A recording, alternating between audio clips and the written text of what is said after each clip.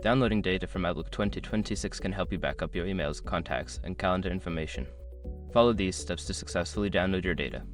Step 1. Open Outlook 2026. Launch the Outlook 2026 application on your computer. Ensure you are logged into the account from which you want to download data. Step 2. Access the File menu. Click on the File tab located in the upper left corner of the Outlook window. This will take you to the Account Information and Settings menu. Step 3. Select Open and Export. In the File menu, look for the Open and Export option on the left sidebar. Click on it to reveal more options related to exporting data. Step 4. Choose Import/Export. Within the Open and Export section, click on Import/Export. This will open the Import and Export wizard, which will guide you through the process of downloading your data. Step 5. Export to a file.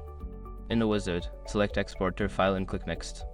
Choose the type of file you want to create, e.g. Outlook data file, PSD, and select the folders you wish to download. Follow the prompts to complete the export process. After completing these steps, you will have successfully downloaded your data from Outlook 2026. Make sure to store the exported file in a safe location for future access.